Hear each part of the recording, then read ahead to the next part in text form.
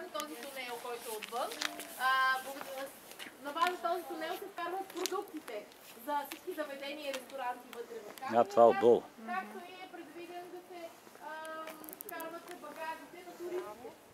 Имаме хотел вътре в Камения. Тунел. И за това всичко се прави посредством Каменния град. Сега, Вишеград. строежа тук. Говорим за 2010 година. 2010 година Костурица решава, че ще строи тук. Второто си етно селище.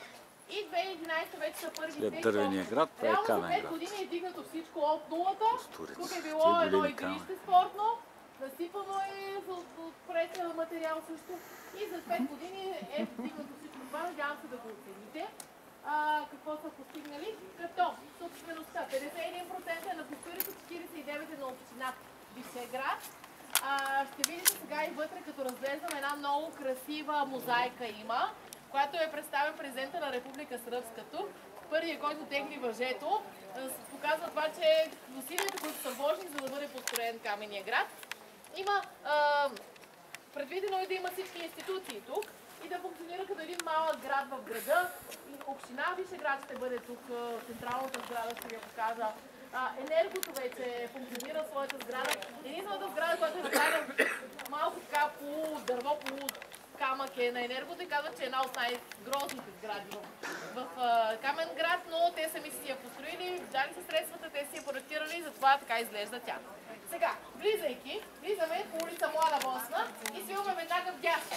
Вдясно се пада Византийския двор. Това ще бъде общежитие за студентите, които ще учат тук, но заповядайте.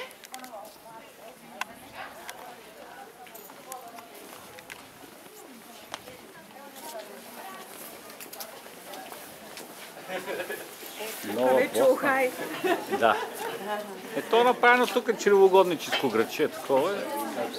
В камъните, нали, по-хладничко да върви апетита, иначе. И като си имаш един скръзвод като инчето, така слюнчицата леко се отделя. Касаба. Не те чуих ги да се обиди. Що? Ма се хвала как кремвиш и касаба. Виж го, касапина. Византийски двор. Тук е капването на улицата. С капанчетата. Млада Босна улица.